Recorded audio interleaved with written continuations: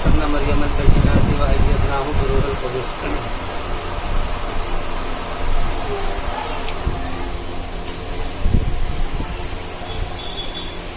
پیچھے کا جو مضمون چل رہا تھا قتال زیر بحث تھا، قتال، اور چونکہ مقصود قتال کا یا اس کے علاوہ دوسری چیزوں کا وہ رسول اکرم علیہ السلام کی ذات کو بطور نبی تسلیم کرنے کے اور لوگوں کو یہ پیغام دینے کے تھا کہ یہ نبی ہیں، ان کو تسلیم کیا جائے اور ان کو نبی مانا جائے۔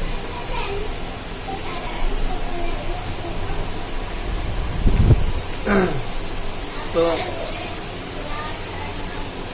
اب انبیاء علیہم الصلاۃ کے مراتب اور مقام کے بارے میں کچھ باتیں چلی۔ یہود کے سامنے، کیونکہ بات جو ہے یہود کے لے کر کے چل رہی ہے سورہ کے اندر، شروع سے اتمام حجت جو ہے وہ یہود کے اوپر کیا گیا ہے۔ تو یہود نے رسول اکرم علیہ السلام کی ذات کو نبی ہونے کی حیثیت سے تسلیم نہیں کیا، بس ایک عام شخص کے مطابق تسلیم کیا تھا، حتیٰ کہ وہ ساری باتیں جانتے تھے۔ اس کی سب سے بڑی وجہ کیا تھی؟ اس کی سب سے بڑی وجہ یہ تھی کہ یہ بات ان کے ذہن کے اندر تھی کہ اب جو ہے نبی کی حیثیت اور افضل ہونے کی حیثیت وہ ہمارے انبیاء موسیٰ یا پھر حضرت سلیمان، داؤد وغیرہ جو بنی اسرائیل کی، ان کی نہیں رہے گی، اب ان کی ہو جائے گی۔ یہ خیال ان کے در پیدا، جس کی وجہ سے یہ سارے واقعات جو پیچھے سے اب تک چلے ہیں ان لوگوں نے تسلیم نہیں کیا۔ پہلی بات تو یہ تھی کہ انہوں نے خود نے اپنے لوگوں کو تسلیم نہیں کیا، جو ان کے اپنے نبی تھے ان کو تسلیم نہیں کیا، اسی کے اندر ان لوگوں نے بہت ساری گڑبڑیاں کی۔ تو جب ان کے اندر بہت ساری گڑبڑیاں کی ہیں تو پھر ان کو کیسے تسلیم کریں؟ اچھا، ان کو تسلیم کرنے کے اندر ان کے ذہن میں بات یہ رہتی تھی کہ یہود اور نصارہ ہی ہیں، اصل جو ہیں یہود اور نصارہ ہی ہیں، باقی قومیں جو ہیں وہ ان کے تابع ہیں، یہ ان کا خیال ہے۔ جیسے کہ وقالت الیہود لیست النصارى وقالت النصارى لیست الیہود کے اندر یہ بات انہوں نے کہی۔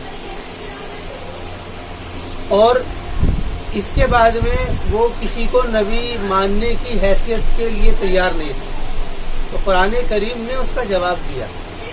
اور بات یہ کہیے، دیکھیے بات یہ ہے کہ یہ جو فضیلتیں ہیں، ایک دوسرے کو جو دوسرے پر فضیلت دی گئی ہے، یہ اللہ تعالیٰ کا انتخاب ہے۔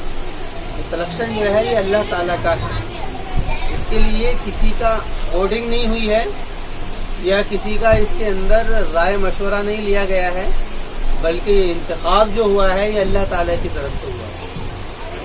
یہ انتخاب اور کاٹ چھاٹ جو ہوئی ہے یہ اللہ تعالیٰ کی طرف سے ہوئی ہے، اور اللہ تعالیٰ کی طرف سے کس لیے ہوئی ہے؟ یہ اللہ کی مرضی کے مطابق، یہ اللہ کی مرضی ہے۔ تو بات یہ شروع کی ہے تلک الرسل فضلنا بعضهم علی بعض، کہ وہ رسول، وہ سے مراد سارے رسول، کہ رسول ہم نے فضیلت دی ہے بعض کو بعض کے اوپر، تو بعض رسولوں کو بعض کے اوپر فضیلت دی گئی ہے۔ وجہ کیا ہے؟ وجہ کچھ نہیں، فضلنا بعضهم علی بعض۔ اچھا، فضیلت کی جو علامت تھی اس کا ذکر کر دیا، یہاں پہ وجہ فضیلت ذکر نہیں کی ہے بلکہ علامات فضیلت ذکر کی ہے۔ علامات فضیلت کیا کیا تھی وہ ذکر کی، ان میں سے ایک علامت یہ ہے کہ ان میں سے تو بعض وہ ہے من کلم اللہ ورفع بعضهم درجات، کہ بعض تو ان میں سے وہ ہے کہ جو اللہ سے باتیں کی جن لوگوں نے، یہود کو یہ امتیاز حاصل تھا، یہ ان کو شرف حاصل تھا۔ ان کے انبیاء علیہ السلام میں حضرت موسیٰ علیہ السلام اللہ سے بات کیا کرتے تھے، یہ ان کو شرف حاصل تھا۔ منہم من کلم اللہ ورفع بعضهم، اور بعض کے ہم نے اور بھی زیادہ درجات بلند کیے ہیں، اس کے علاوہ اور دوسرے انبیاء علیہ السلام ورفع بعضهم درجات۔ اور وہ آتینا عیسی ابن مریم البینات، اور دوسرے نبی کا ذکر کیا عیسیٰ علیہ السلام کا. اچھا، اور عیسیٰ علیہ السلام کو ہم نے بینات دلائل دی ہیں. وَأَيَّدْنَاهُ بِرُوحِ الْقُدُسِ، اور ہم نے ان کی تائید کی ہے روح القدس کے ذریعے سے. روح القدس سے مراد جبرائیل علیہ السلام، پاک وَأَيَّدْنَاهُ بِرُوحِ الْقُدُسِ، اور ہم نے تائید کی ہے روح القدس کے ذریعے سے. وَلَوْ شَاءَ اللَّهُ مَا اقْتَتَلَ الَّذِينَ مِن بَعْدِ مَا جَاءَتْهُمُ الْبَيِّنَاتُ، اور اگر اللہ چاہتا تو نہیں قتل کرتے وہ لوگ جو ان کے بعد میں ہوئے، بعد اس کے کہ آ گئی ان کے پاس میں دلائل. فرما رہے ہیں اس کے بعد بھی نتیجہ یہ نکلا ہے، اس کے بعد بھی معاملہ یہ ہوا ہے کیا کہ اللہ تعالیٰ نے ان ساری فضیلتوں کے بعد بھی، یہ ساری فضیلتیں بخشی گئی ہیں اور یہ سارے انعامات دیے گئے ہیں، ان ساری چیزوں کے باوجود بھی ان لوگوں کی کارگزاری یہ رہی ہے کہ ان لوگوں نے اپنے نبیوں کو قتل کیا ہے. فضیلت کے بعد بھی یہ حل ہوا ہے. تو فرما رہے فضیلت اصل نہیں ہے، اصل تو بات یہ ہے کہ اس کی نبوت کو تسلیم کیا جائے. وَلَوْ شَاءَ اللَّهُ مَا اقْتَتَلَ الَّذِينَ مِن بَعْدِ مَا جَاءَتْهُمُ الْبَيِّنَاتُ وَلَٰكِنِ اخْتَلَفُوا، لیکن نتیجہ کیا نکلا؟ ان لوگوں نے اختلاف کیا. اختلاف کیسے کیا کہ بعض کو ایک دوسرے کے اوپر نیچے کیا، یہ افضل ہے یہ افضل ہے. افضل اور مفضول کو انہوں نے بحثیں کی ہیں، افضل اور مفضول لے کر کے ان لوگوں نے بحثیں کی. تو جس کا نتیجہ یہ نکلا، افضل اور مفضول کو لے کر کے جس کا نتیجہ یہ نکلا کہ ان لوگوں نے بعض کو تو مانا، بعض نبیوں کو مانا ہے اور بعض کو ٹھکرا دیا، بعض نبیوں کو نبی ہونے کی حیثیت سے تسلیم کیا ہے اور بعض نبیوں کو ٹھکرا دیا. تو اس لیے اختلاف کیا ان لوگوں نے، کسی کو مان رہے ہیں کس کو نہیں مان رہے. تو فرما رہے یہاں جو اختلاف ہو رہا ہے حضرت محمد صلی اللہ علیہ وسلم، آپ کے یہاں جو اختلاف ہو رہا ہے اس کی وجہ یہ ہے کہ یہ لوگ مانتے نہیں، یہ افضل اور مفضول سمجھتے ہیں. اللہ تعالیٰ نے فرمایا ہے کہ یہ تو اللہ تعالیٰ کا کرم ہے، اللہ تعالیٰ کا کرم ہے کہ جو اللہ تعالیٰ نے فضیلت جو بخشی ہے یہ اللہ تعالیٰ کا کرم ہے. وَمِنْهُمْ مَنْ آمَنَ وَمِنْهُمْ مَنْ كَفَرَ، تو بعض لوگ تو ایمان لے آئے، انہوں نے صرف بنیاد یہ دیکھی کہ ایک نبی کون ہے، نبی کون ہے، وہ پچھلے نبی سے افضل تھا یا مفضول تھا، افضل تھا یا مفضول تھا، یا کیا وجہ تھی، یعنی وہ ان سے مفضول تھا یا فاضل تھا، یہ وجہ انہوں نے نہیں دیکھی. یہ بات ان لوگوں نے نہیں دیکھی، بلکہ صرف اس بنیاد پر کہ یہ نبی ہیں اس حیثیت سے ان کو مانا اور ایمان لیا. فَمِنْهُمْ مَنْ آمَنَ وَمِنْهُمْ مَنْ كَفَرَ وَلَوْ شَاءَ اللَّهُ مَا اقْتَتَلُوا، اور نتیجہ یہاں تک نکلا کہ جس کو نہیں مانا اس کو قتل کر دیا، اور اگر اللہ چاہتا تو نہ قتل کرتا. کیونکہ یہاں پر یہ فاعل اور مفعول کا ذکر نہیں کیا ہے کہ قاتل کون تھا مقتول کون تھا، یہ ذکر نہیں کیا، بس اتنی بات کہہ دی ہے. کیوں؟ کیونکہ یہ مضمون جو ہے پیچھے سے چلتا ہوا آ رہا ہے کہ نبیوں کا جو قتل کیا ہے ان لوگوں نے، یہود نے، وہ سارا آ گیا ہے. بس ان آیات کے ذریعے سے اشارات دیے ہیں، اور اشارات اس لیے دیے ہیں کہ یہ یہاں تک یہ لوگ اخلاقی سطح سے گرے، یہاں تک یہ لوگ اپنے اخلاقی سطح سے گرے ہیں کہ ان لوگوں نے یہاں تک معاملہ کر دیا ہے. وَلَوْ شَاءَ اللَّهُ مَا اقْتَتَلُوا وَلَٰكِنَّ اللَّهَ يَفْعَلُ مَا يُرِيدُ، لیکن اللہ جو چاہتا ہے وہ کرتا ہے. اس کے باوجود بھی اللہ رب العزت کا جو نظام ہے وہ اس نے کیا ہے. جو نبی اس کو بھیجنے ہیں وہ نبی اس نے بھیجے ہیں، اور جس بنیاد کے اوپر مقام اور مراتب جو طے ہوں گے وہ سارے معاملے کیے ہیں. وَلَٰكِنَّ اللَّهَ يَفْعَلُ مَا يُرِيدُ. يَا أَيُّهَا الَّذِينَ آمَنُوا أَنفِقُوا مِمَّا رَزَقْنَاكُم مِّن قَبْلِ أَن يَأْتِيَ يَوْمٌ لَّا بَيْعٌ فِيهِ وَلَا خُلَّةٌ وَلَا شَفَاعَةٌ وَالْكَافِرُونَ هُمُ الظَّالِمُونَ. کیونکہ تاسیس بنیاد ڈلی ہے امت محمدیہ کی اس بنیاد پر کہ تمہیں راہ حق کے اندر جان اور مال کی قربانی دی ہے. یہ مضمون کسی سے چلتا ہوا آ رہا ہے. سب سے زیادہ جو ترغیب ہے وہ انفاق کے اوپر ہے، خرچ کے اوپر. اور شروع سے دیکھو کوئی بھی مضمون چلتا ہے اس میں انفاق بیچ میں آ جاتا ہے، خرچ کرو. اب یہاں پر بھی ایک مضمون چلا، نبیوں کے ماننے نہ ماننے کی حیثیت سے کیا معاملے ہوئے. اس کے بعد بھی پھر یہ معاملہ ہو گیا, پھر دوبارہ انفاق زیر بحث آ گیا. کیوں؟ کیونکہ راہ حق کے اندر سب سے زیادہ جو چیز ہے جو چاہیے وہ انفاق ہے, یعنی خرچ, خوب خرچ کیا جائے, لوگوں کے اوپر خوب خرچ کیا جائے تاکہ لوگ جو ہے اسلام کے اندر آئیں, ان کے اوپر اسلام کے اندر آنے کا راستہ کھلے, اخلاق کے ذریعے سے, معاملات کے ذریعے سے. اور اگر ضرورت پڑ جائے قتال کی تو اس کے لیے بھی خوب مال خرچ کیا جائے. تو یا ایھا الذین آمنوا, یہ بہترین تعبیر ہے جو قرآن نے دی ہے. بات یوں شروع کی ہے کہ ایمان والو خرچ کرو تم ان میں سے جو ہم نے تم کو رزق دیا. مما رزقناکم, رزقناکم کی سے اشارہ ہے ان میں سے خرچ کرو جو کہ حلال ہے. اللہ تعالیٰ کے رزق دینے کا راستہ کیا ہے کہ وہ حلال دیتا ہے, کہ جس کے آنے کا اور اس کے خود اپنے اعتبار سے وہ حلال ہو. آنے کا ذریعہ یعنی کمائی کا جو کاروبار, بزنس, وہ حلال ہو اور وہ مال خود حلال ہو. رزقناکم, اس لیے مما رزقناکم سے اس طرف اشارہ ہے. من قبل ان یاتی یوم لا بیع فیہ ولا خلہ, اور مقابل میں کس کے رکھا ہے انفاق کی ترغیب, کہ اس سے پہلے کہ آ جائے ایسا دن کہ جس دن کوئی بیع نہ ہو. بیع کا مطلب تم کچھ بیچ نہ سکو. یہاں پر بیع سے مراد کیا ہے؟ یہ حالانکہ بات یہ تھی کہ خرید, کیونکہ مال کے ذریعے سے مال بیچا تھوڑی جاتا ہے, مال کے ذریعے سے تو کچھ خریدا جاتا ہے.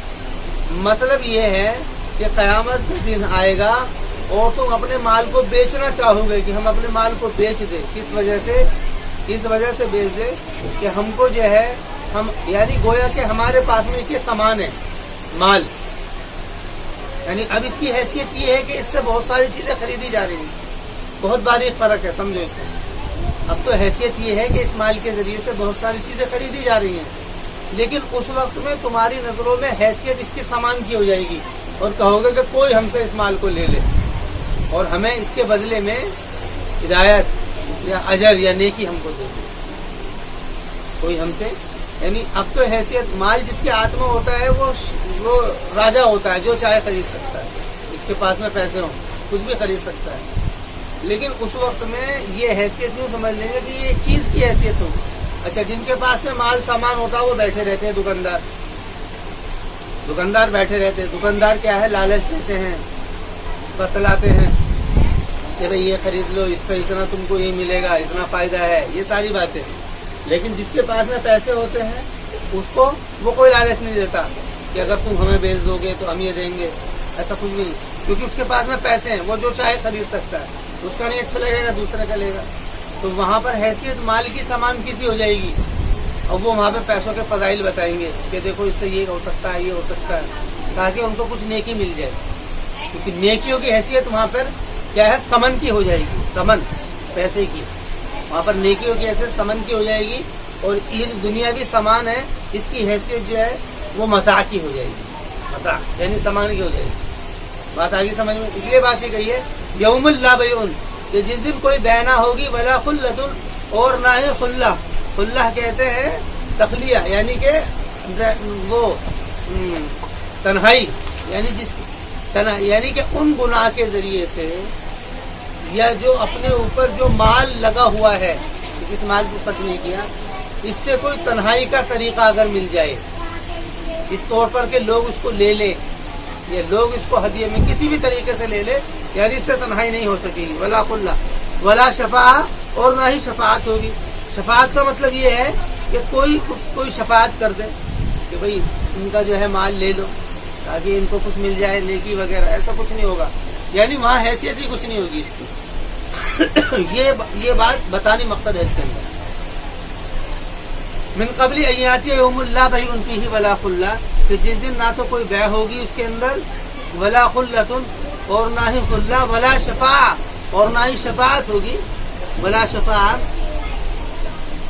والکافرون هم الظالمون, اور کافرین وہی لوگ ظالم ہوں گے. یعنی کافرین سے مراد جن لوگوں نے انکار کر دیا تھا اور جن لوگوں نے اس بات کو نہیں سمجھا تھا کہ دنیا میں خرچ کرنے سے وہاں پر کیا فائدہ ہوگا, جنہوں نے اس بات کو نہیں سمجھا. والکافرون هم الظالمون, اور کافرین لوگ هم الظالمون, وہی لوگ کیا ہیں, ظالم ہیں. جنہوں نے ظالم یعنی حق میں کمی کرنا, جن لوگوں نے حق کو مار دیا ہوگا. والکافرون هم الظالمون. اللہ لا الہ الا هو الحی القیوم. اب یہاں پر بیچ میں توحید کا مضمون چلا. توحید کیونکہ اصل کیا ہے؟ بات توحید ہی ہے. جس بات کو لے کر کے کھڑا ہونا ہے، جس بات کا پیغام پہنچانا ہے، جس بات کے لیے مال خرچ کرنا ہے، وہ کیا ہے؟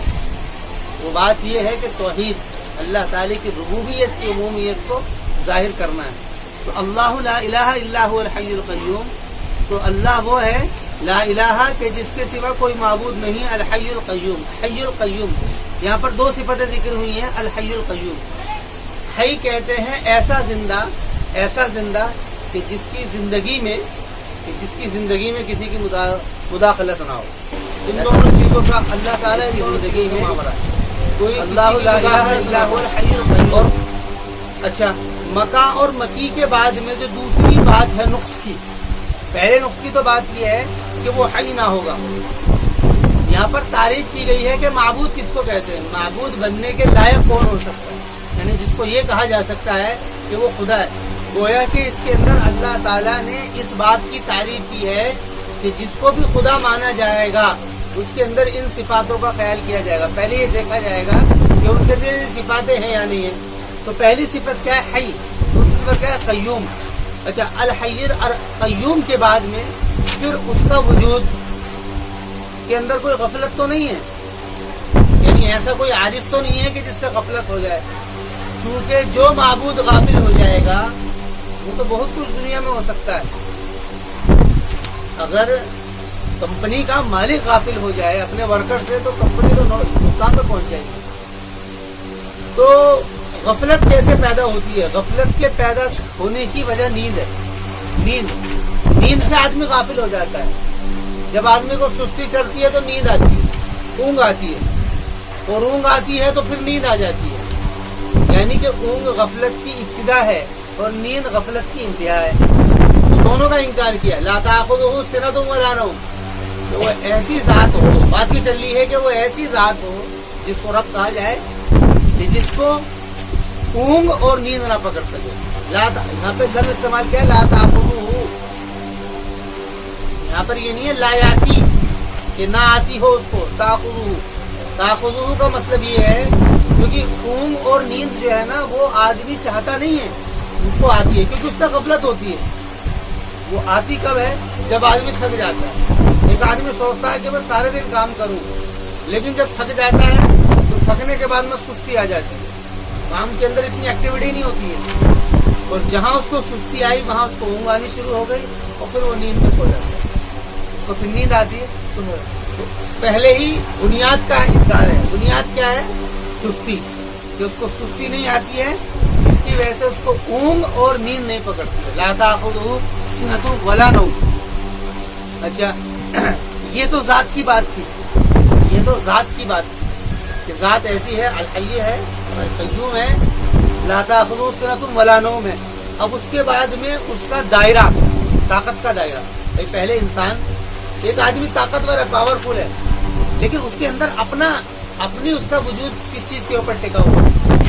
ایک آدمی بوڑھا آدمی ہے، اس کو کیا نام ہے، سب پر پاور ہے، لیکن اگر کوئی آدمی اس کے پاس پہنچ جائے اور جا کر کے اس کو ختم کر دے تو وہ کہاں سے بچا پائے گا.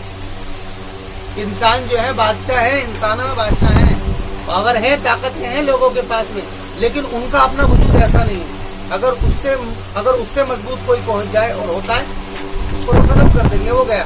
تو پہلے تو اللہ تعالیٰ نے وجود کے بارے میں بات ہے کہ اس کا وجود کیسا ہے. اس کے بعد میں پھر پاور کیا ہے؟ پاور کے اوپر بات آئی ہے. لا تأخذہ سنۃ ولا نوم لہ ما فی السماوات و ما فی الارض. اب یہ پاور ہے. پاور کیا ہے؟ کہ جو کچھ زمین میں ہے وہ سب اسی کا ہے، سب اسی کا پیدا کیا ہوا ہے، سب اس کے قبضے میں ہے، اسی کے قبضے میں ہے. ما فی السماوات و ما فی الارض، زمین کے اندر نہیں، کسی ملکی سطح پر نہیں، بلکہ ساری دنیا، آسمان سے لے کر کے زمین تک ساری چیزیں جتنی مخلوقات ہیں وہ سارے کے سارے کیا ہیں؟ دنیا کے اندر جو معبود ہیں وہ معبود ان کے دائرے ہیں، بتائے جاتے ہیں کہ یہ ان کا معبود ہے. مثلا سورج، اس کا کام اس کا ہے، یہ اس کا خالق، یہ اس کا مطلب یہ اس کا معبود ہے، یہ اس کا گوڈ ہے، اس کا خدا ہے. یہ دھوپ دینے کے اندر، یہ बारिश का देवता है। कि जितने भी फला इनके दायरे हैं, यहाँ पर दायरे को बिल्कुल क्रॉस करके बात कही है कि लहू मा फिस समावाति व मा फिल अर्द। तो वो ऐसा खालिक है, ऐसा हई और कय्यूम है जिसके लिए जमीन और आसमान की सारी चीजें उसी की। लहू मा फिस समावाति व मा फिल अर्द।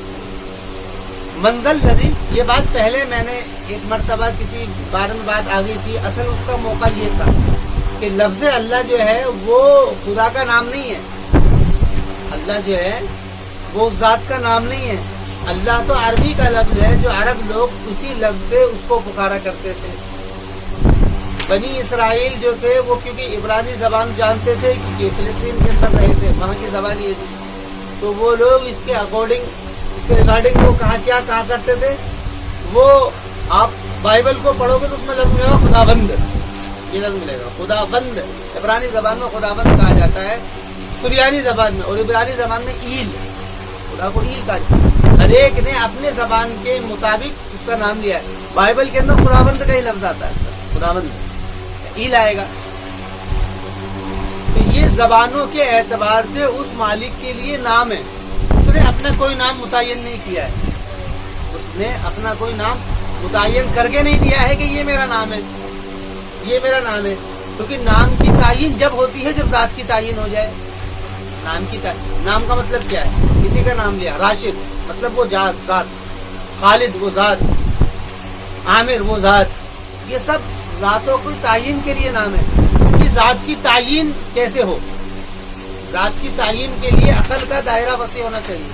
आदमी समझ ले उसको, बच्चे को नाम याद कराओ उसको याद नहीं होंगे, उसको पता नहीं, क्योंकि उसकी अकल अभी अकल उसकी काम नहीं कर रही। लेकिन इंसान की जितनी अकल काम कर रही है उसके अपने दायरे के अंदर कर रही है, तो तायीन नहीं हो सकती। अलबत्ता इतनी बात है कि लोगों ने उस खालिक अल्लाह ने क्या दिया है, अल्लाह रब्बुल इज्जत ने ये बातें दी हैं कि वो हय्युल कय्यूम है। वो ऐसा है कि जिसको ला ताखुज़ुहु सिनतुन वला नौम है। वो ऐसा है लहू मा फिस समावाति व मा फिल अर्द, सारी ताकतें उसी की है। और वो कौन है?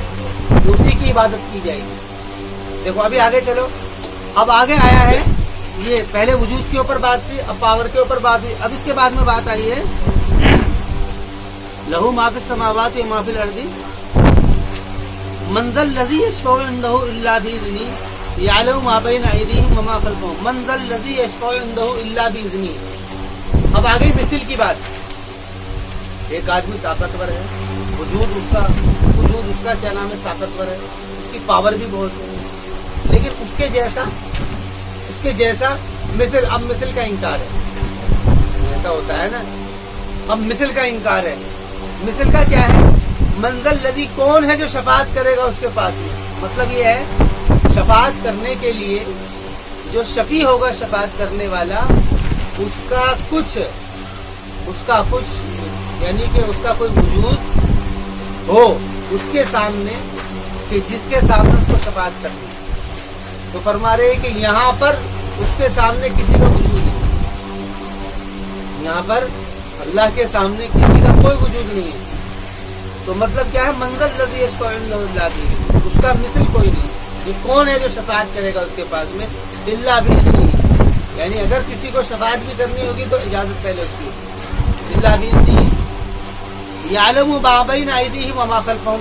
अच्छा, उसके बाद में जो दूसरी ताकतें उभरती हैं, वो जब उभरती हैं जब वो किसी की नजरों से दूर हो, किसी की नजरों से दूर हो, जब ताकतें उभरती हैं, तो उसमें फरमाया यअलमु मा बैन अयदीहिम व मा खल्फ़हुम, कि वो ऐसा जानने वाला है, यअलमु मा, वो जानता है उसको जो कि उसके सामने है और जो उसके पीछे है, वो सब चीज को जानता है। कभी ऐसा होता है ना कि जो जानते नहीं है, जो जानकारी नॉलेज से बाहर है, उन लोगों ने गड़बड़ शुरू कर दी। या कोई आदमी किसी काम में लग गया, ऐसा भी तो होता है ना भाई, ताकतवर है, एक काम के अंदर लगा हुआ है, दूसरे काम से क्या है, इल्म की दूरी होगी। भाई इतनी बात पता है कि भाई यहाँ पर क्या हो रहा है, लेकिन अब यहाँ की तवज्जो ने दूसरी जगह की तवज्जो को खत्म कर दिया। और हमारे यअलमु मा बैन अयदीहिम व मा खल्फ़हुम, वो जानता है जो उसके सामने है और जो उसके पीछे है, वो सब जानता है। वला युहीतूना बिशैइन मिन इल्मिही, और कोई चीज उसके इल्म का इहाता नहीं कर सकती है। मतलब ये है कि जैसा वो जानता है, यानी जिस चीज को वो चाहे जानना, बस वही चीज इल्म में आ सकती है।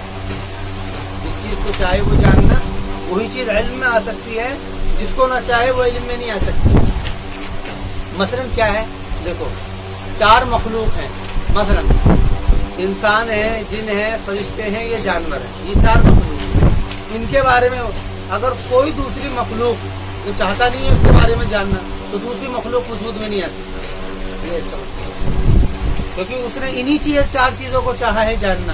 اب اگر یہ وجود میں آئے گی تو اس کے بارے میں بھی جانکاری کی ضرورت ہوگی۔ اب کتنی چیزیں دنیا میں روزانہ وہ پیدا ہوتی رہتی ہیں کہ آج یہ ہو گیا، اب یہ تحقیق ہوئی ہے، اب اس کے بارے میں جانکاری، اس کے بارے میں جانکاری۔ اس جانکاری کی زیادتی سے انسان جو ہوتا ہے وہ پرانی چیزوں کو بھول جاتا ہے، تو اس کا انکار کیا ہے کہ وَلَا يُحِيطُونَ بِشَيْءٍ مِّنْ عِلْمِهِ، کہ کوئی چیز نہیں آ سکتی ہے۔ اور دوسری بات یہ ہے کہ جیسا وہ جانتا ہے ایسا کوئی نہیں جان سکتا۔ وَلَا يُحِيطُونَ بِشَيْءٍ، اور نہیں احاطہ کر سکتی ہے کوئی چیز اس کے علم کا، الا بما شاء، مگر وہ جس کو وہ چاہے، الا بما شاء۔ وسع کرسیہ السماوات والارض، یہ کرسی اصل میں اقتدار کے لیے آتی ہے۔ اقتدار کہتے ہیں طاقت، کہتے ہیں نا کہ اس کی کرسی 7 صوبوں کے اوپر ہے، مطلب اس کا جو حکم چلتا ہے وہ 7 صوبوں پر چلتا ہے، تو کرسی اقتدار کے معنی میں آتی ہے۔ تو یہاں پر لفظ ہے وسیع کرسی السماوات والارض، کہ اس کی کرسی وسیع ہے، یعنی اس کا اقتدار وسیع ہے، کہاں تک؟ زمین اور آسمان، یعنی حکم جو چلتا ہے وہ زمین کے اوپر بھی چلتا ہے اور آسمان کے اوپر بھی چلتا ہے۔ اس کے اندر مفسرین نے بعض نے اس سے علم مراد لیا ہے اور بعض نے اس سے جو ہے کرسی مراد لی ہے، کہ اس کی کرسی جو ہے 7 زمین 7 آسمان کے اوپر ہے۔ لیکن یہ بات زیادہ مناسب لگتی ہے اقتدار، یہاں سے اقتدار مختلف، جیسے کہ اور زبانوں کے اندر بھی کرسی اقتدار کے معنی میں بولی جاتی ہے۔ وَلَا يَئُودُهُ حِفْظُهُمَا وَهُوَ الْعَلِيُّ الْعَظِيمُ، اور نہیں آدھا یعود اس کے معنی آتے ہیں یعنی کہ سست کر دینا یا ناکام کر دینا، یا اس کو کہو نکما کر دینا۔ وَلَا يَئُودُهُ حِفْظُهُمَا، یہ سارے کے سارے معنی اس کے اندر ہوں گے۔ وَلَا يَئُودُهُ حِفْظُهُمَا، اور نہیں ترجمہ کیا، بوجھل کرنا، اور نہیں بوجھل کرتا ہے ان دونوں کا حفظ، یعنی زمین اور آسمان کی جو ذمہ داری اللہ تعالیٰ نے لی ہے بچانے کی، اور زمین اور آسمان والوں کو جو پالنے کی ذمہ داری اللہ تعالیٰ نے لی ہے، یہ ساری چیزیں ولا یعودہ نہیں بوجھل کرتی ہے اس کو، حفظہما ان دونوں کی حفاظت، یعنی زمین اور آسمان، یعنی وہ تھکتا نہیں ہے، وہو العلی العظیم، اور وہ تو علی ہے، علی کہتے ہیں اونچا بڑا، وہو العلی العظیم، ایک تو ہے علی، ایک ہے عظیم۔ علی کہتے ہیں بدن و جسد کے اندر بڑا، جو پاورفل طاقتور ہو بہت زیادہ، اور عظیم کہتے ہیں جو کہ طاقت کے اعتبار سے بڑا ہو۔ ایک آدمی دیکھنے میں بہت زبردست ہے، علی ہے، اور اندر سے بھی اس کے پاس میں پاور ہے، وہ عظیم ہے، وہ العلی العظیم۔ علی کہہ کر کے اس بات کی طرف اشارہ ہے کہ اگر کوئی بڑا طاقتور ہوگا تو وہ کسی چھوٹے سے حفاظت کرنے میں کیسے تھکے گا، وہ یا اس کو وہ کیسے تھکا سکتا ہے؟ بچہ اگر چاہے بڑے آدمی سے بچ کر کے نکل سکتا ہے؟ نہیں نکل سکتا، اس کے اندر کوئی طاقت نہیں، کیونکہ وہ بچہ ہے، اس لیے اس کے مقابل میں وہ علی ہے۔ یا پھر ایک ہوتی ہے طاقت، پاور، اس کی یہ لفظ ہے عظیم، وہو العلی العظیم۔ یہ قرآن کے اندر یہ جو آیت ہے اس کو آیت الکرسی کہا جاتا ہے، اس کو آیت الکرسی کہا جاتا ہے، کرسی کا لفظ ہے اس میں، اس کی مناسبت سے اس کو آیت الکرسی کہا جاتا ہے۔ یہ وہ واحد وہ صورت ہے جس نے اس چیز کی وضاحت کی ہے کہ رب ہونے کے لیے کیا کیا پاور ضروری ہے اور کیا کیا وہ صفاتیں ہیں کہ جو اس کے اندر نہ ہوئی تو وہ ختم ہو جائے گا۔ اس کو دوبارہ دیکھ لیجئے۔ سب سے پہلے وجود کے اوپر کلام تھا، وجود کیسا ہے؟ الحی القیوم ہے، الحی القیوم ہے، لا تأخذہ سنۃ ولا نوم ہے، اس کا اپنا وجود ہے۔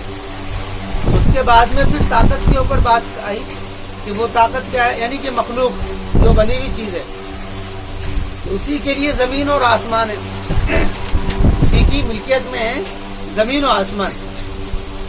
لہو، ملکیت کا مطلب یہ ہے کہ کوئی چیزیں بننے کے بعد میں طاقت سے باہر ہو جاتی ہے. یہ اس کے اوپر رد ہے. بننے کے بعد طاقت سے باہر ہو جاتی ہے. مطلب یہ ہے ایک آدمی نے بجلی بنائی تو وہ بنا تو دی ہے لیکن اب وہ اس کے قابو سے باہر ہو. قابو تو یہ ہوتا ہے کہ اس کو نقصان نہ دے دی, سب کو نقصان دے دی. لیکن وہ ہے نا کہ جس نے بجلی بنائی تھی اس نے سب سے پہلے اسی کو مار دیا. ہم نے سوچا کہ بھائی میں نے بنائی ہے مجھے کچھ کہے گی بھی, اس نے ہاتھ لگایا وہ مر گیا. تو اس کو کہتے ہیں قابو سے باہر ہونا. لہو ما فی السماوات و ما فی الارض سے اس سے اسی پر ہے. یہ جو اللہ نے بنائی ہے نا وہ اس کی قدرت سے باہر نہیں ہے, اس کی قدرت کے اندر ہے, اس کی پکڑ میں ہے. وہ ایک واقعہ ہے نا, موسیٰ علیہ السلام نے جب پوچھا کہ اگر ساری مخلوق تیرے مخالف ہو جائے تو پھر تو کیا کرے. واقعہ ہے وہ. تو موسیٰ علیہ السلام نے اللہ سے پوچھا کہ اگر ساری مخلوق تیرے مخالف ہو جائے تو پھر تو کیا کرے.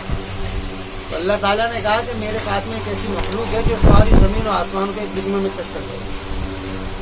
میرے پاس میں ایک ایسی مخلوق ہے جو ساری زمین و آسمان کو ایک دن میں چک کر جائے گی.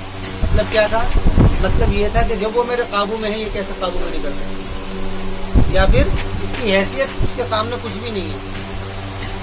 جب وہ میری مخلوق مچھلی, اس کی میرے سامنے کوئی حیثیت نہیں ہے اور اس مچھلی کے سامنے اس کی کوئی حیثیت نہیں ہے, تو یہ کیسے میرے سے بڑے ہوتے ہیں. مطلب یہ ہے کہ ساری چیزیں اللہ تعالیٰ کی قدرت میں ہے, باہر نہیں ہے. بننے کے بعد میں قدرت میں ہے. اب اس کا مطلب یہ ہے کہ کوئی چیز فائدے کی اللہ نے بنائی ہے تو وہ فائدہ دے دے یا نقصان دے دے, وہ اس کے قبضے میں. ایسا نہیں ہے جو چیز فائدے کی بن گئی ہے وہ فائدہ ہی دے. مثلا گندا کھانا بنایا ہے وہ فائدہ ہی دے, ایسا نہیں ہے, اس کے قبضے میں. تو اگر چاہے تو اس کو حکم دے دے وہ نقصان دینا شروع کر دے. ایسے ہی ہوتا ہے کہ میں رات کھانا کھایا تھا اٹیک پڑ گیا, حالانکہ پہلے سے کب سے کھانا کھا رہا تھا, لیکن اس کھانے کو حکم یہ تھا کہ اب نقصان پہنچا ہے, نہ نقصان پہنچا. اگر اس کا فائدہ ہی مقصود ہوتا تو وہ کبھی نقصان نہ پہنچاتا. اسی کو کہتے ہیں قبضہ قدرت میں اللہ تعالیٰ. لہو ما فی السماوات و ما فی الارض, یہاں پر قبضہ قدرت کا بیان ہے. لہو ما فی السماوات و ما فی الارض. اس کے بعد میں پھر مثل کا انکار ہے. پہلے میں وجود کے اوپر بات کی, دوسرے میں قدرت کے اوپر بات کی, تیسرے میں مثل کا انکار ہے. مثل یعنی اس جیسا کوئی نہیں ہے اس کے پاس میں آ کر کے اس کی بات کر سکے. یشفع عنہ الا باذنہ. اس کے بعد میں علم کا احاطہ ہے کہ اس کا علم کتنا ہے. نمبر 4 پر علم کے اوپر بات ہے کہ اس کا علم کتنا وسیع ہے, کہ کوئی چیز اس کے علم سے باہر نہیں ہے. گڑبڑ کب ہوتی ہے؟ جب علم سے کوئی چیز باہر ہو جاتی ہے. اب 4-5 لوگ یہاں سامنے بیٹھے ہوئے ہیں, تو سب نظروں میں تو کوئی گڑبڑ نہیں کر رہا, لیکن جیسے ہی نظر بچی فوراً گڑبڑ شروع. فرما دے کہ اس کے علم میں ہے یعلم ما بین ایدیہم وما خلفہم. اب اس کے علم کا مقابل یا علم کے مرادف کوئی چیز نہیں ہے. اس لیے کہا کہ ولا یحیطون بشیء من علمہ الا بما شاء. نمبر 5 کے اوپر اقتدار کے اوپر بات ہے کہ اس کا اقتدار ایسا ہے وسیع کرسیہ السماوات والارض, کہ اس کا اقتدار ساری زمین و آسمان کے اوپر ہے. وہ چاہے جو چاہتا ہے جیسا چاہتا ہے سب کو حکم دے. اس کے خطے پر حکومت نہیں ہے, اس کی کسی ایک مذہب والوں کے اوپر حکومت نہیں ہے. اس کے ہر ایک انسان کے اوپر دنیا کے بننے سے لے کر کے دنیا کے بننے کے بعد تک اور آخر تک, ازل سے لے کر کے ابد تک سب کے اوپر اسی کی طاقت و قدرت ہے.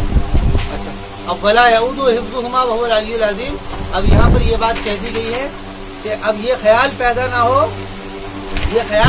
ہو کہ اس کی حفاظت کی وجہ سے اس کے اندر کوئی نقص آ جائے یا ہو جائے, ایسا کچھ نہیں. حالانکہ یہاں پر نمبر 6 پر نقصان ہے. یہ 6 چیزیں ہیں, یہ 6 بنیادیں ہیں جو اللہ نے رکھی ہیں. یہ 6 چیزیں دیکھی جائیں گی معبود ہونے کے لیے. یہ 6 چیزیں جو آیت الکرسی کے اندر وضاحت کی گئی ہے. یہ 6 چیزیں جب تک جس کے اندر نہیں ہوں گی اس وقت تک اس کے بارے میں یہ فیصلہ کر لینا یا یہ کہہ دینا کہ یہ مالک ہے, اے معبود ہے, یہ نہیں ہو سکتا. یہ گویا کہ خالق اور مالک ہونے کی تمہید ہے جو کہ کہی گئی ہے. وہو العلی العظیم, وہو العلی العظیم. لا اکراہ فی الدین قد تبین الرشد من الغی. لا اکراہ فی الدین. اب چونکہ اصل مضمون کیا تھا وہ یہی تھا بھائی توحید راہ حق میں کرنا کیا ہے, یہی اسی کا پیغام دینا ہے.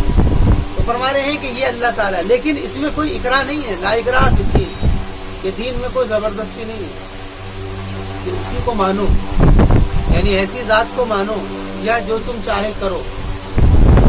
ایسا کچھ بھی نہیں ہے. لا اکراہ فی الدین قد تبین الرشد من الغی، تحقیق کے ظاہر ہو گئی ہے رہنمائی من الغی، گمراہی سے. غی غی کہتے ہیں گمراہی، اور رشد، رشد غی کے مقابل کا لفظ آتا ہے، اور ہدایت ضلالت کے مقابل میں آتا ہے. رشد جو آئے گا یہ غی کے مقابل میں آئے گا، اور ہدایت ضلالت کے بعد. گویا کہ رشد جو ہے یہ راستہ ہے، رہنمائی کا علم ہے، اور غی جو ہے یہ گمراہی کا علم ہے، یعنی یہ ابتدا ہے. ہدایت کی ابتدا کے لفظ ہے رشد، اور انتہا کے لیے ہدایت ہے. اور گمراہی کے ابتدا کے لفظ کیا ہے؟ غی ہے، اور انتہا کے لیے ضلالت ہے. گمراہی تو اردو کا لفظ ہے. بات آگے سمجھ میں؟ تو تحقیق کے ظاہر ہو گئی ہے رشد من الغی، غی سے، یعنی ابتدا جو چیز شروع میں بنیادی طور پر جو چیز مددگار بن سکتی ہے وہ واضح ہے. یعنی کہ ظاہر ہو گئی ہے آیات بینات کے طور پر کہ ایمان کیا ہے، وہ ہدایت ہے، اور کفر وہ گمراہی ہے. یہ ان لوگوں کے بارے میں ذکر ہوئی تھی آیت کہ جو کہ انصار میں سے اسلام کو ناپسند کیا کرتے تھے. مدینے کے اندر جو لوگ تھے وہ لوگ ناپسند کیا کرتے تھے انصاریوں کو کہ وہ لوگ اسلام قبول کریں. اس کا یہ شان نزول ذکر کیا ہے.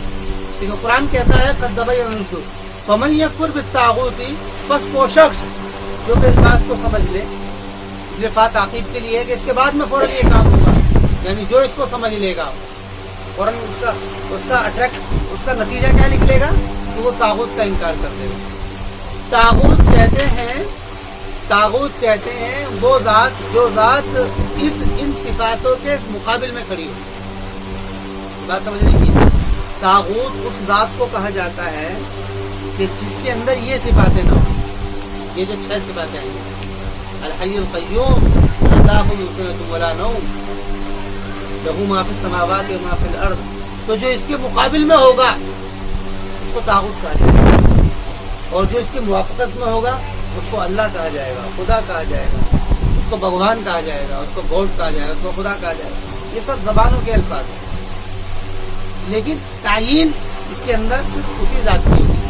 یعنی وہ کون سی ذات ہوگی یہ کہ جس کے اندر یہ ساری چیزیں، جس کے اندر یہ ایک بھی کوئی چیز نہیں ہے، جس کے اندر ان میں سے ایک بھی کوئی چیز نہیں ہے، اس کو کیا کہا جائے گا؟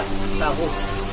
تو طاغوت گویا کہ اس ذات کے مقابل کے لیے لفظ ہے طاغوت. بات آگے سمجھ. ومن یکفر بالطاغوت ویؤمن باللہ، دیکھیے ویؤمن باللہ، اور ایمان لایا اللہ پر.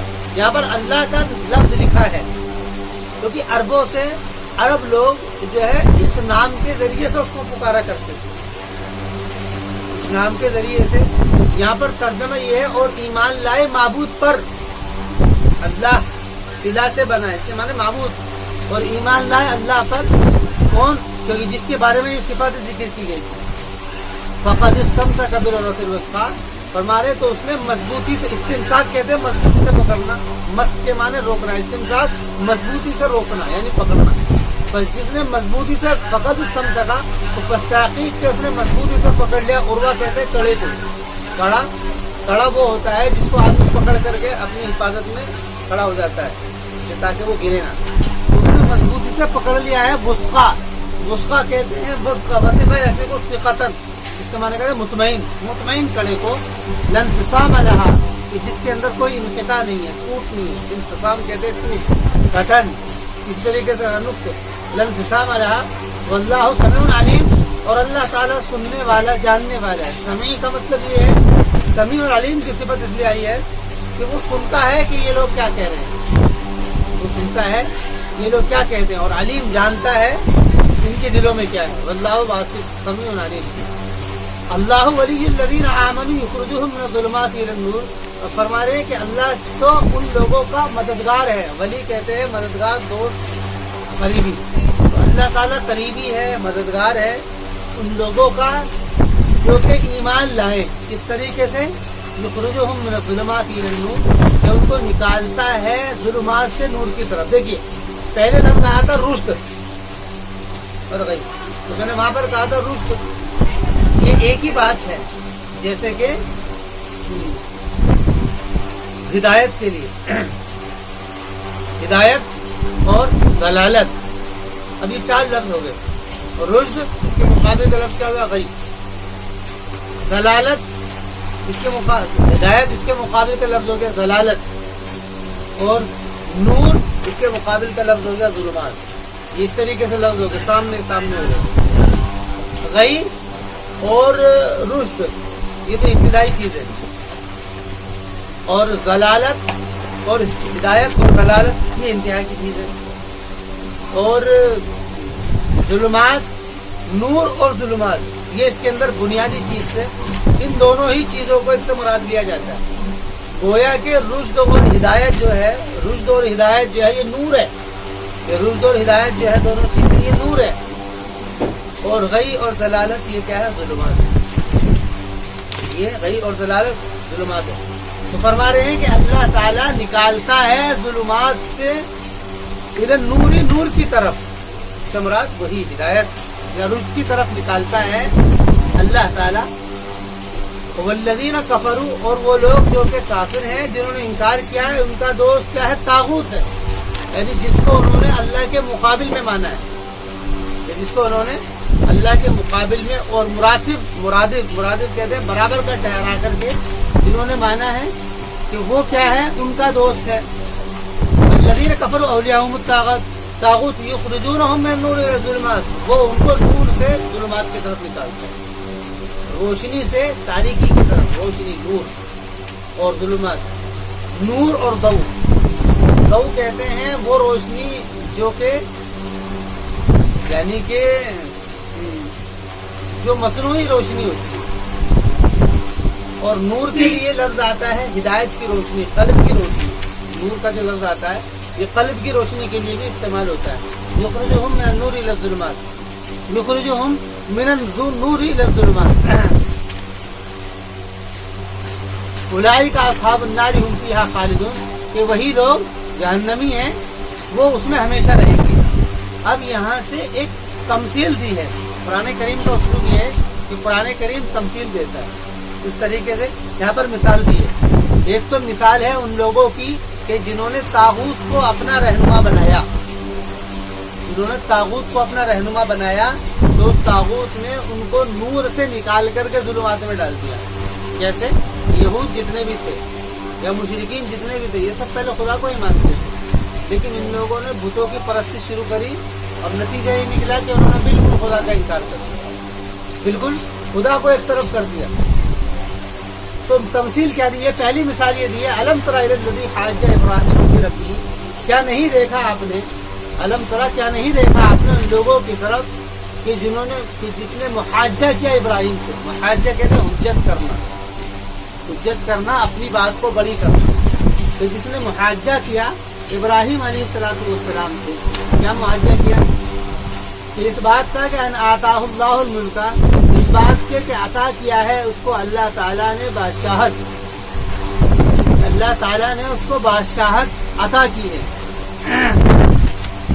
یعنی اس کا کہنا یہ تھا کہ بھئی میں ہی کیا ہے بادشاہ ہوں، اب میں ہی کیا ہوں بادشاہ ہوں، میں ہی کیا ہوں بادشاہ ہوں. یعنی اس نے گویا کہ اپنے آپ کو رب کا درجہ دیا. ہوتا یہ تھا پچھلا بھی دور جتنا بھی ہے، ان سارے دور کے اندر مذہب جو تھا وہ اقتدار کے تابع تھا، بادشاہت کے تابع تھا. مذہب جتنا بھی تھا وہ بادشاہت کے تابع تھا.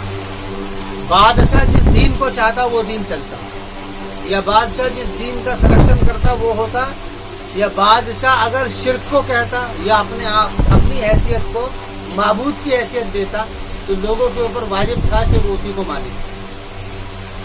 تو یہ بات لگتی ہے ایسی کہ اس دور کے اندر اچھا ابراہیم علیہ السلام کا جو محاجہ ہوا ہے وہ تو قرآن نے اس کی تفصیل نہیں دی کہ کس سے ہوا. البتہ دوسری جو تاریخی کتابیں ان سے پتہ لگتا ہے کہ وہ نمرود سے مسئلہ تھا. یہی بات مفسرین نے بھی اسی کو ذکر کیا ہے، اس لیے یہ بات زیادہ واضح لگتی ہے. تو محاجہ جو ہوا تھا وہ ہوا تھا ابراہیم علیہ السلام کا نمرود سے بات چل رہی تھی. تو نمرود جو تھا گویا کہ اس زمانے کے اندر جو حیثیت معبود کی تھی وہ سورج کی تھی. سورج کو لوگ پوجا کرتے تھے، جیسے کہ قرآن کریم کے اندر اور دوسری جگہوں پر بھی یہ بات تفصیل سے پتہ لگ جاتی ہے. مثلا 7ویں پارے کے اندر بھی وہ پورا وہ ریکارڈ ہے جو قرآن نے نقل کیا ہے کہ انہوں نے پہلے اس کو تھا ستارے کو پوجا. جب ستارہ ٹمٹمانے لگا اس سے زیادہ چاند آیا سامنے تو انہوں نے چاند کو کہا کہ بھائی چاند میرا خدا ہے. اس کے بعد میں اگلے دن صبح جب ہوئی تو سورج نکلا تو چاند ستارے سارے ختم ہو گئے. تو انہوں نے کہا کہ یہ بڑا رب ہے, یہ میرا معبود ہے. لیکن جیسے ہی شام ہوئی اور سورج بھی ڈوب گیا تو انہوں نے کہا کہ بھائی میرا رب تو وہ ہے جس نے ان کو پیدا کیا. تو یہ بات لگتی ہے کہ وہاں پر جو تھا سورج یعنی جو اوپر سورج ہے, چاند ہے, ستارے ہیں, ان کی پرستی کی جاتی تھی. اور یہ جو تھا نمرود یہ اپنے آپ کو ان کا اوتار کہلایا کرتا تھا. اوتار اس کا کہنا بادشاہ. دیکھو بہت سمجھنے کی بات ہے. ہندوازم جتنا بھی ہے وہ سارا یہاں سے سمجھ میں آ جائے گا. بادشاہ جتنے بھی تھے یہ بادشاہ اپنے آپ کو اس رب کا اوتار کہلوایا کرتے تھے. اوتار کہتے ہیں گویا کہ میں ہی خدا ہوں, یعنی میرے اندر خدائی منتقل ہو گئی ہے. یہ مطلب ہوتا ہے اوتار. اوتار کا مطلب یہ ہوتا ہے کہ خدائی کا انتقال میرے اندر ہو گیا ہے اور اب جو بھی فیصلے حکم لینے ہیں وہ سب مجھ کو لینے ہیں. گویا کہ خدا نے ایک بدن اختیار کر لیا ہے. یہ اس کا مطلب خدا نے ایک بدن اختیار. یہی بادشاہ جتنے بھی تھے یہ سارے کے سارے اس بات کو کہا کرتے تھے. مقصد کیا تھا؟ تاکہ سلطنت ہاتھ سے نہ نکلے, تاکہ سلطنت ہاتھ سے نہ نکلے. تو یہ بات چل رہی ہے. یہ پیچھے بات آئی تھی کہ رب کے مقابل میں جو ہوگا اس کو کیا کہیں گے؟ طاغوت. تو یہ طاغوت کی تمثیل ہے, یعنی جو کہ طاغوت ہدایت سے گمراہی کی طرف لے جاتے ہیں. بہت دھیان سے سمجھنے کی بات ہے. تو بات یہ کہی ہے کہ اس نے کہا کہ قال ابراہیم نے کہا کہ بے ربی الذی یحیی و یمیت, کہ میرا رب تو وہ ہے جو زندہ کرتا ہے اور مارتا ہے. اس سے صفات آئی تھی وہ آیت الکرسی کے اندر کہ الحی القیوم لہو ما فی السماوات و ما فی الارض, کہ سب اسی کے قبضے میں. وہ جب چاہتا ہے مارتا ہے, جب چاہتا ہے زندہ کرتا ہے. تو ابراہیم نے پہلے بات یہ کہی کہ بھائی میرا رب تو وہ ہے جو کہ زندہ بھی کرتا تھا اور مارتا بھی ہے, یعنی زندگی اور موت اس کے قبضے میں. ابراہیم علیہ السلام نے کہی. تو نمرود نے کیا کہا؟ قال انا احیی و امیت. اس نے کہا کہ بھائی یہ کام تو میں ہی کرتا ہوں. اس نے کہا یہ کام تو میں کرتا ہوں, جیسے کہ میں زندہ بھی کرتا ہوں مارتا بھی ہوں. اس کے بارے میں ایک واقعہ ہے مفسرین نے لکھا ہے. وہ یہ ہے کہ نمرود نے 2 شخص بلائے. ایک آدمی تو وہ تھا جس کے بارے میں پھانسی کی سزا طے ہو گئی تھی کہ صبح اس کو پھانسی ہونی ہے. ایک آدمی وہ تھا جس کے بارے میں یہ فیصلہ ہو گیا تھا کہ کل کو اس کو رہائی ملے گی. اس نے کیا کام کیا؟ جس کو پھانسی ہونی تھی اس کو رہا کر دیا, جس کو رہا ہونا تھا اس کو پھانسی دے دی. ایسے کر ایک نے کہا کہ دیکھو کہ جو مرنے والا تھا اس کو میں نے زندہ کر دیا اور جو زندہ تھا وہ مرنے والا تھا. ابراہیم علیہ السلام نے کہا کہ وہ اس کے بعد سمجھ میں نہیں ہے. انہوں نے فوراً, یہ قرآن کے اندر بلاغت ہے, فوراً وہ بات کہہ دی, یعنی اسی کو سامنے رکھ دیا جو ان کے یہاں پر معبود ہونے کی حیثیت سے تھا, اور وہ کہتا سورج.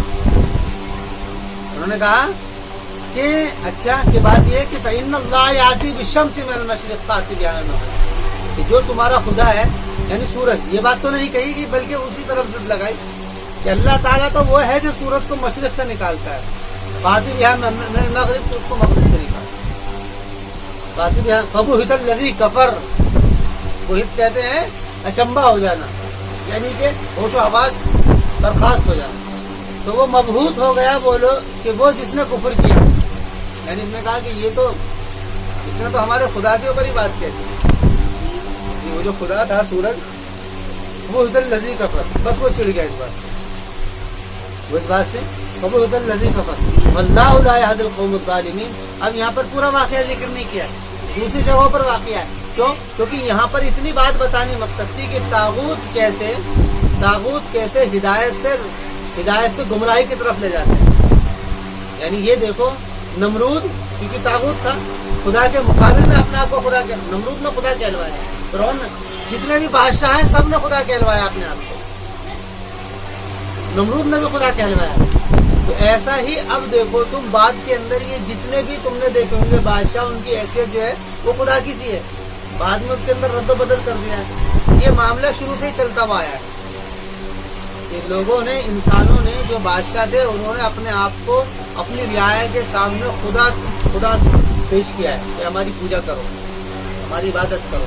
اس طریقے سے وبعث الذی کفر واللہ لا یہدی القوم الظالمین۔ دوسری مثال ہے او کالذی مر علی قریۃ وہی خاویۃ علی عروشها قال انا یحیی هذه اللہ بعد موتها۔ دوسری تمثیل ہے گمراہی سے ہدایت کی طرف کو نکالنے کی۔ یہاں پر زیر بحث نبی ہے، وہاں پر زیر بحث نمرود تھا طاغوت، اور یہاں پر زیر بحث کیا ہے؟ اللہ کا ولی۔ اس سے مراد یہ کون تھا؟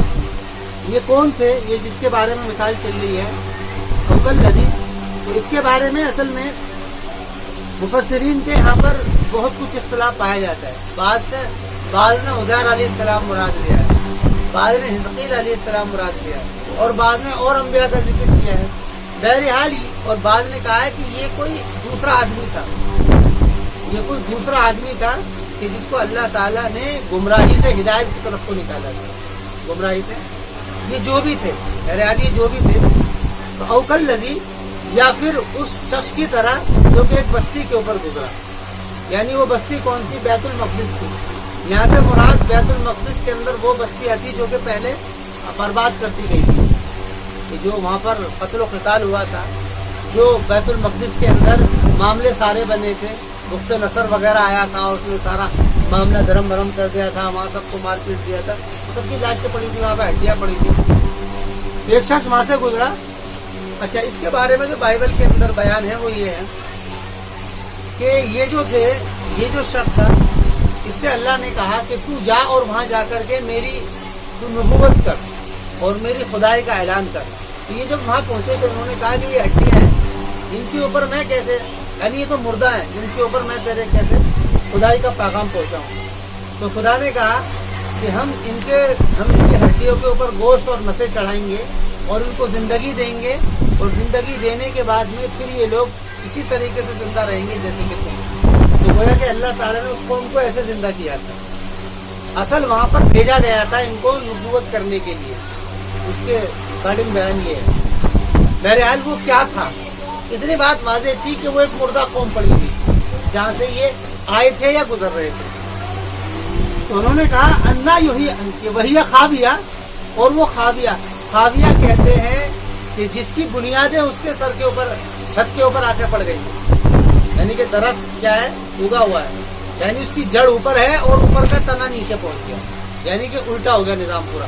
وہی خاویہ تھی، اصل خاویہ کہتے ہیں کہ جڑ اوپر آ جائے اور تنا نیچے پہنچ جائے، وہی خاویہ۔ علی عروشہا، اپنی جڑوں پر، یعنی عروش کہتے ہیں چھت یا اپنی عمارتیں، یعنی وہ اپنی عمارتوں پر خاویہ پڑے ہوئے تھے، یعنی الٹ پڑے ہوئے تھے۔ قال انا یحیی هذه اللہ بعد موتها، انہوں نے کہا کہ تم کہاں سے زندہ کرو گے اس کو، کہاں سے زندہ کرے گا اس کو اللہ تعالیٰ بعد موتها، اس کو مرنے کے بعد میں؟ تو یہ بات انہوں نے کہی، تو اللہ نے کیا کیا؟ اصل کیا تھا؟ یعنی یہ ایک طریقے کی ظلمات تھی، یعنی اللہ تعالیٰ کے لیے کوئی مشکل نہیں ہے، کیوں؟ لہو ما فی السماوات و ما فی الارض، سب اس کے قبضے میں، تو ان کو مار دیا۔ فاماتہ اللہ مئۃ عام، ان کو مار دیا ایک صدی، یعنی 100 سال تک۔ فاماتہ اللہ مئۃ عام، ثم بعث، پھر زندہ کیا۔ قال کم لبثت، ان سے پوچھا کہ کتنے دن تم ٹھہرے رہے، یعنی قال لبثت یوما او بعض یوم، کہا کہ بھائی میں تو کچھ دن ہی ٹھہرا ہوں، یعنی مجھے ایسا لگا کہ میں سو گیا تھا کچھ دیر کے اندر، مجھے کیا ہے بس سویا ہوا تھا۔ قال لبثت یوما او بعض یوم، انہوں نے دیکھا تھا کہ جب وہ آئے تھے وہ دن کا شروع تھا، اور اب دیکھا ہے دوپہر ہو رہی ہے، تو آدمی خود اندازہ کر لے گا کہ میں صبح سویا ہوں گا، اٹھ گیا میں 2 4 5 گھنٹے۔ تو انہوں نے کہا قال لبثت یوما او بعض یوم، قال بل لبثت مئۃ عام فانظر الی طعامک، کہا کہ بلکہ تم 100 سال ٹھہرے رہے ہو۔ اس سے کیا کہا؟ 100 سال ٹھہرے رہے، تو تمہارے اوپر جو نیند آئی ہے، موت جو آئی ہے، وہ 100 سال کے بعد ہوئی۔ پھر دلیل دی فضل اللہ طعامک، آپ نے کھانے کو دیکھا، کھانا رکھا ہوا، تو جب انہوں نے کھانے کو دیکھا تو وہ مٹی ہو چکا تھا۔ کھانے کو دیکھا بھائی، پہلے کیا چیز ہے؟ سڑتی ہے، گلتی ہے، اس کے بعد میں پھر وہ کھاد بن جاتی ہے۔ فضل اللہ طعامک، تو کھانے کو دیکھا وہ مٹی ہو چکا تھا۔ وہ شرابی کا، اور پانی کو دیکھا، لم یتسنہ، کہ فضل اللہ طعامک و شرابی کا لم یتسنہ، نہیں، بات غلط ہو گئی۔ تو تم اپنے کھانے کو اور پینے کو دیکھو تسنو کہتے ہیں بدبودار ہو جانا. یہ کھانا اور پینا بالکل سیف تھا ایک دم. جیسے وہ سیف تھے ایسے ہی کھانا اور پینا بالکل ایسے رکھا ہوا تھا گویا کہ کسی نے. اچھا کھانا اور پینا کیوں سیف تھا؟ کیونکہ کھانے اور پینے کی چیزیں ایسی ہیں کہ بھائی پانی ایسی ہے کوئی آگے جانور آ کر کے پانی پی گیا. ایسے تو گزرتے رہتے ہیں نا, کوئی جانور ہے, کیڑا مکوڑا ہے, کچھ نہ کچھ جنگل کے اندر. کیونکہ کیا کرتے تھے کھانے اور پینے کو سیکیور جگہ رکھتے تھے, محفوظ جگہ, جس سے کوئی جانور یا کوئی آ کر کے اس کو کہ کھانا بالکل ایسے ہی پڑا ہوا تھا, بالکل محفوظ رکھا ہوا. تو اس سے اس بات کی طرف اشارہ تھا کہ تم یہ سوچ رہے ہو نا کہ آدھے دن رکے ہوئے آدھا دن تمہارا صحیح نہیں ہے, یہ بات سمجھنے کی ہے. بلکہ اس کا مطلب یہ ہے کہ تم 2-4 منٹ سوئے ہو بس. نہیں آ رہی بات سمجھ میں؟ ارے آ رہی نہیں کہ تم 2-4 منٹ سوئے ہو. کیوں؟ اس لیے کہ اگر تم آدھے دن سوتے یا اتنے دن سوتے تو تمہارا کھانا تو کوئی بھی آ کر کے کھا جاتا, کوئی بھی جانور آ کر کے کھا جاتا. تو اس کا مطلب یہ ہے کہ تم 2-4-5-6 منٹ سوئے. اچھا اب ان سے کہا اچھا اب یہ دیکھو تم فنظر الی حماری کا, اور تم دیکھو اپنے گدھے کی طرف دیکھو. یعنی وہ جو کہ اپنی خود حفاظت کر سکتا تھا جانور سے, بھائی کھانا پینا تو نہیں حفاظت کر سکتا نا. اب تم اپنے گدھے کی طرف دیکھو, تو جانور سے حفاظت کر سکتا تھا کہ اگر کوئی جانور اس کو نوچتا کاٹتا وہ چلاتا ہلاتا تمہاری آنکھ کھلتی یا وہ ادھر ادھر بھاگتا. وانظر الی, اگر تم نے کہا ہے کہ آدھا دن ہے, وانظر الی حماری کا, اور دیکھو تم اپنے گدھے کی طرف. تو دیکھا گدھے کی طرف, گدھے کی کیا ہڈیاں ہی پڑی تھی اس کی گدھے. یعنی پہلی بات سے اشارہ یہ تھا کہ تم 4-5 گھنٹے نہیں سوئے, بلکہ تم 2-3-4-5 منٹ سوئے ہوگا. اور دوسری طرف سے اشارہ یہ تھا کہ تم 2-4-5-6 گھنٹے نہیں بلکہ تم ایک زمانے تک سوئے. یہ گویا کہ دلیل دی گئی. پہلی بات کیونکہ کھانا پینا ایسی چیز ہے کوئی بھی آ کر کے جانور کو کھا سکتا تھا. تو اس کا مطلب ہے کہ تم تھوڑی دیر سوئے, تم ابھی اٹھ گئے ہو. اگر تھوڑی دیر سوتے تو کھانا پینا کوئی کرے. اب گدھے کی طرف کو دیکھ کر کے ایسا لگ رہا تھا کہ یہ تو ایک بہت بڑا سامان ہو گیا. تو ان سے پھر قرآن کریم نے ان سے پھر کچھ کہہ دیا ہے کہ بھئی یہ جو تمہارا فرمایا وَلِنَجْعَلَكَ آیَةً لِلنَّاسِ, فرمایا اور ہم نے بنا دیا ہے تیرے لیے نشانیاں لوگوں کے لیے. یعنی تجھ کو نشانی بنائی ہے لوگوں کے لیے. اللہ کا یہ دستور نہیں ہے کہ ہر ایک کو الگ الگ بتائے. نبی کو یا کسی کے سامنے معجزات دے دیتا ہے جس کے اوپر سب کو ماننا ضروری ہوتا ہے. وَلِنَجْعَلَكَ آیَةً لِلنَّاسِ وَانظُرْ النِّظَامَ کَيْفَ نُنشِزُهَا. اور پھر فرمایا یہ کہنے یہ ساری کی چیزیں ایسے پڑی ہیں, گدھا تو ختم ہو گیا, کھانا صحیح ہے. اب ان سے کہا کہ آپ دیکھو کہ کیسے ہم ان کو ننشزوا, نشزہ نشن کہتے ہیں کسی کو اس کے وجود کے ختم ہو جانے کے بعد میں اس کو زندگی دینا. یعنی اس کے اندر گوشت کھال نسیں اور خون اس کے اندر پیدا کرنا چاہیے. نسل کا لفظ آتا ہے کہ کیسے ہم اس کو پیدا کریں گے, یعنی اس کے اندر گوشت پیدا کریں گے. یہ ننشزوہا بھی پڑھا گیا ہے اور ننشزوہا دونوں اس کے اندر پڑھا گئے. ثم نکسوہا لحما, کساکسو پہنانا, پھر ہم اس کو پہنا دیں گے گوشت. فلما تبین لہ قال عالم ان اللہ علی کل شیء قدیر. پھر جب ظاہر کر دیا اللہ تعالیٰ نے اس کے لیے تو انہوں نے کہا عالم میں جانتا ہوں کہ اللہ تعالیٰ ہر چیز پر قادر ہے.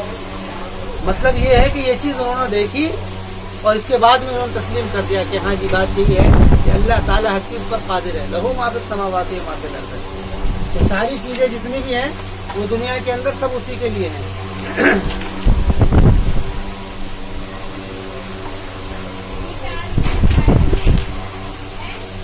کہ جتنا بھی کچھ ہے وہ سارا کا سارا اسی کے لیے ہے.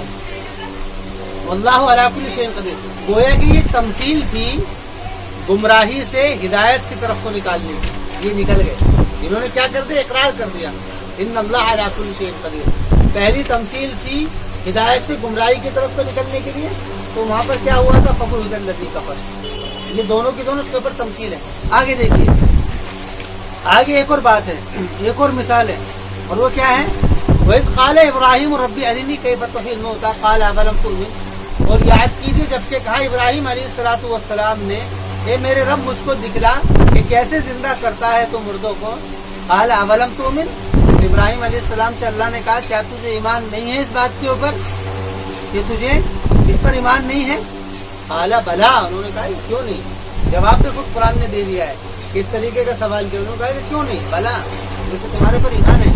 वलाकिन लियतमइन्न क़ल्बी, लेकिन मैं ये चाहता हूँ कि मेरा दिल मुतमईन हो जाए। वलाकिन लियतमइन्न क़ल्बी, लेकिन ताकि मुतमईन हो जाए मेरा दिल। इत्मीनान क्या चीज है? असल में इत्मीनान कहते हैं दिल के अंदर, गहराई के अंदर एक चीज ठहर जाए। बात बिल्कुल एकदम, बात तो है कि हाँ यही है, लेकिन इत्मीनान के लिए बात बिल्कुल अंदर घुस जाए। वलाकिन लियतमइन्न क़ल्बी। और इस तरीके का अगर सवाल अगर हो या कोई चाहे तो इसमें कोई कबाहत नहीं। रब को माने कि रब ए खुदा, ए मेरे माबूद, कि मुझे मेरे दिल को बिल्कुल इत्मीनान हो जाए, मेरा दिल बिल्कुल एकदम ठहर जाए मेरी जात के ऊपर। ऐसा कोई करिश्मा मुझे दिखता है।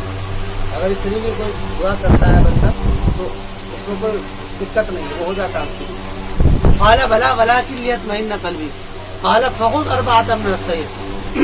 तो उनसे कहा कि अच्छा, अब उनसे कहा कि तुम लो अर्बअतम मिन अत-तैर, परिंदे लो, फसुरहुन्ना इलैका, और तुम अपने ऊपर उनको हिला लो। ये फसुरहुन्ना, ये स्वाद के कसरे के साथ भी पढ़ा जाता है और पेश के साथ भी पढ़ा जाता है। यानी इसका मतलब होता है हिला लेना, अपने से थोड़ा सा उसको लगाव पैदा कर लेना। फसुरहुन्ना इलैका, कि तुम हिला लो उनको अपनी तरफ। सुम्मा जअल अला कुल्ली जबलिन मिनहुन्ना, और फिर तुम बना दो उनको हर पहाड़ के ऊपर उनमें से एक हिस्सा। मतलब क्या था, हिस्सा कैसे कर दिया जाएगा? यानी कि उनको काट पीट करके उनको पहले उनको हिलाओ और ये बताओ कि हाँ भाई ये तुम्हें जानते पहचानते। फिर उसके बाद में इनको ज़िबा करो। ज़िबा करने के बाद में इनके गोश्त वोश्त सब आपस में मिला जुला करके जा करके पहाड़ी आती है, उस पर जा करके रखो। चार पहाड़ी आती, चारों के ऊपर जा करके गोश्त मिला दिया।